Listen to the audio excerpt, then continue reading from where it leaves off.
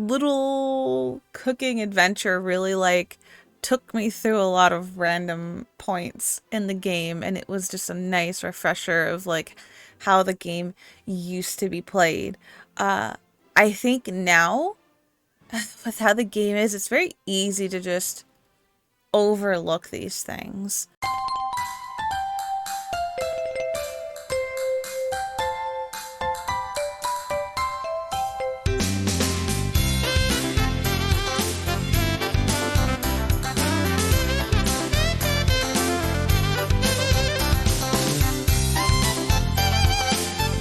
Alright, welcome back, Ragnarok Online enthusiasts. My name's Amber, and I play on the official international Ragnarok Online server Chaos.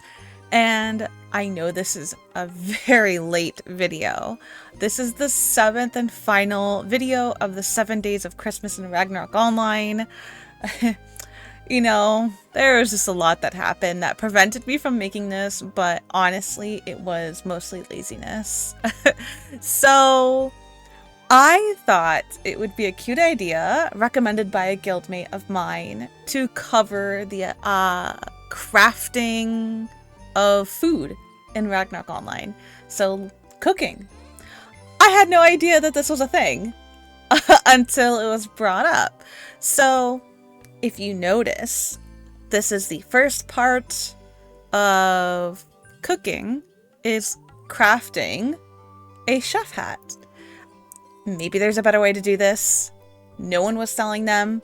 This was the only way I knew how, and that is doing it the old-fashioned way of gathering the items, coming to the NPC, and getting the chef hat. That's exactly what I did. And here we are. Chef hat.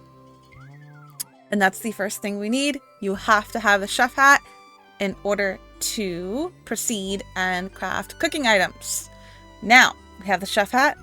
Let's go on to the next part. To be honest, it's been so long since I recorded this footage that I almost don't remember what I did. I recorded this literally a month ago in bits and pieces, so forgive me. So, the first thing you want to do is go to Pantera Castle. We're going to the kitchen. That's where all of this is going to take place. You're going to be working with the NPCs there to get cookbooks. You'll go gather the items, bring them back, craft, etc. I thought the whole gimmick to this would be like we're making Christmas dinner. But we're basically just going to be working through the first, the first 5 cookbooks, and we're making all of these strength-oriented items. So there's different items that boost different stats, and there's 9 levels of cookbooks. 5 cookbooks you can borrow from this guy, and the others you have to buy or hunt. But they're millions of zenny to buy, so for serious people who really want to cook. I went and collected some items. He gives you 1 random item, level 1 item to make. So you go gather your items, you come back, and he'll kind of walk you through the process of making it. So here, grape juice herbal tea. So with that, you're kind of ready to start cooking. Here I am, finally. I had some issues where I couldn't cook anything because I was overweight. So, huge FYI, you cannot be over 50% weight or you won't be able to craft your cooking stuff. The cooking kits are your required item you need to use to cook. The more expensive kits yield higher success rates. So what am I using? The outdoor cooking kit, and that's perfect for level 1 stuff. But as you go up to higher levels, your failure rate does increase, so you maybe want to use some better cooking kits. I think this is great for people who have tons of loot saved. It's a great way to use it to actually get something out of it. Oh, and also, by the way, the guy wants us to cook one of each of the level 1 items. So that's actually a required step in this walkthrough. And that's just what I did. I crafted each item, and now I'm on my way back to the castle to give them to him. So let's go to the castle. Hey, we're at the castle now. I'm going to be going back to my dude, and he's going to give us a little side quest to do. So you've crafted all these level 1 items. He is going to put everything in a little care package. Oh, we're talking to the chef guy, I think. So he's checking all your stuff. So he's going to put it into a care package, and you're actually going to be going to Payon to talk to one of the Payon NPCs to deliver said item. There's actually a cute little story involved with it, so read everything the guy in Payon has to say. It's cute. There's so many NPCs in this game that you could just never talk to, and they all have their own little shticks. Otherwise, why would they be there? So we are about to head to Payon to deliver this food. The guy you want, he's right near the entrance to Payon, kind of off to the right side. There are like these, you'll see these big like wheat pounders. He's near that. Chul Su is his name. Chul Su. And there's a specific option you want to select when talking to him, which is actually Madeline sent me. That'll trigger the dialogue for this quest. And Chul Su will try your food and he will be amazed. See, here we go. Yeah, it's like rice or wheat pounders. All right. And after we talk to Chul Su, we can return to Prontera. The NPC we've been talking to, Madeline, is going to give us 10 home cooking kits. And at this point, he will let us buy cooking sets for 1,000 zenny each. And Charles with the long hair, with the glasses, he will let us swap cookbooks. You can only borrow one cookbook at a time, and you have to give items in order to borrow said cookbooks. So make sure you have everything ready for making food out of a certain cookbook before you swap to another one. For example, to switch to a level 2 cookbook, you need 5 well-baked cookies. Level 3 cookbook, 5 sushi. Level 4 cookbook, 5 bao. Level 5 cookbook, 10 shoot. I have to say, to gather some of these items for this cooking quest, especially the higher levels, it was frustrating, but at the same time, it was fun, and it really kind of took me back to old school Ragnarok Online. Collecting some of the items, especially like, I think it was chilies, red chilies. I had to do I think it was the Amatsu? No, not Amatsu. It was one of those foreign cities. There was an entrance quest. It's where the leaf cats are. I actually had to do the beginning of the quest for the dungeon to access a specific field where the monsters are. The only monsters that drop these stupid red chilies. And then even then, I ended up not having enough, and my guildmates came through and got me the rest that I needed. I had help from people at South Prontera, selling me items that I needed. I traveled around, I went through storage. I really had to like gather a lot of items in order to make this. I know there are people out there that hoard their like miscellaneous loot. So definitely look into this, because you can just use that loot to make something that people will actually buy, that you can sell for zenny, because especially like the level 9 cooking stuff, like those items are good. They give you tons of bonus stats. So it's really, really nice.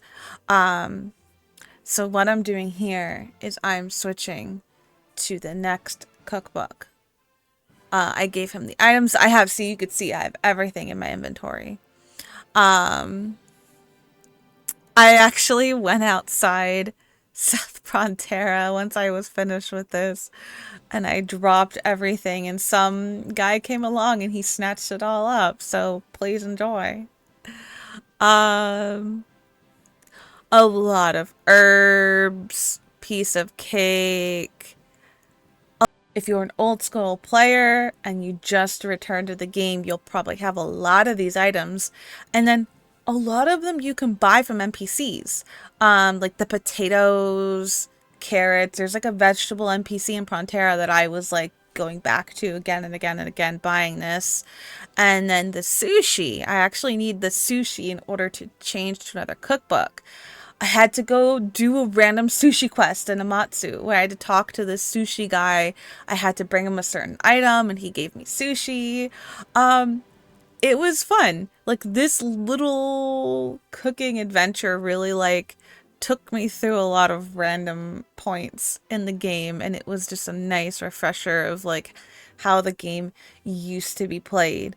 Uh I think now with how the game is, it's very easy to just overlook these things. Oh, see here, I didn't have enough red chilies. I had 4 red chilies. I needed 1 more. And then you could still fail the craft. So I had to go find a bunch. So let's go get those red chilies. All right, I have lots of red chilies now, so there's no shot I'm gonna not make this item.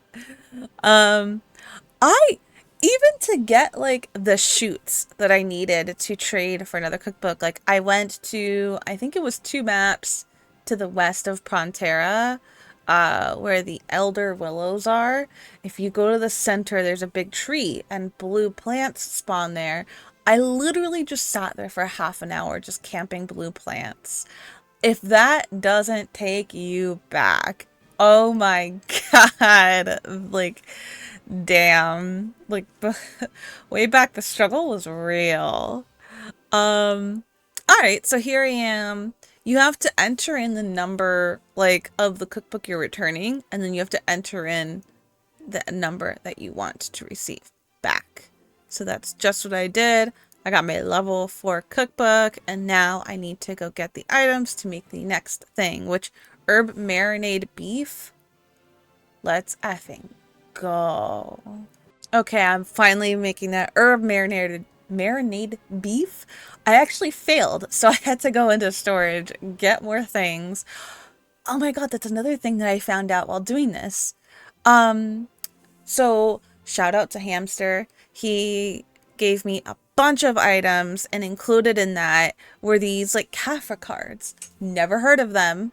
I think you can buy them in the cash shop, but I was like, it basically opens Kafra storage anywhere. So I said, I can't talk today. Let me keep these in case I need them to open storage, like when I'm in an inconvenient place. And there's 3 storages. The 3rd storage was like Valkyrie, which I'm like, okay. And I've never even opened that before that I can remember. But sure enough, I opened it. I had stuff in there. It was garbage. But I never remember ever using that. Now, I'm wondering, see here, I ran out of items again. I'm wondering if that storage was from back when the server was called Valkyrie. When it went free to play, it was called Valkyrie. And that was like a storage from back then, because I don't remember ever putting stuff in there. Like, I never used a Kafka card that accessed that 3rd storage. So now I'm wondering, like, I need to like use a Kafka card on my other account, which is even older than this one. And I'm wondering if I have anything cool in there. It's probably nothing worthwhile. But yeah, I think at this point I made all of the first 5 levels of stuff. And I think I'm gonna go check to see if anyone's selling cookbooks, and you can see how expensive they are. But there's got to be some kind of like lucrative business in crafting these stat items. It's probably like a very slow profit but steady, because people like don't want to bother making this stuff themselves. Like they just, oh, I wanted cooking kits. Um People are lazy and they have lots of money. So they're just gonna buy whatever is on the market. So this might be a potential to make money. I don't know. Oh, I must have been having issues crafting something and I was just like, I'm going for the good cooking kits. Oh, yeah, I'm gonna go over here and I'm gonna craft probably the last thing, which these lower levels are still not that good, but oh, I'm still not, I'm missing something, but um, let me know. Have you explored cooking in Ragnarok Online? How late am I to this? How long was this like in the game that I just had no idea? Um, Probably renewal, eh? Like right after renewal was introduced, when Pontiac Castle was kind of like revamped, because the required items are like very like kind of seemingly old things. Um Man, that's kind of it. I thought of cooking a little Christmas dinner was cute. I hope everyone's holiday was good. We had an earthquake here in Japan on January 1st. Luckily, we were far enough and we are like in the center of the land. So we're nowhere near like the coasts, but we even felt it here. Like I got an alert on my phone and I had like something fall over, but it was so mild, but it was like the first real earthquake we got.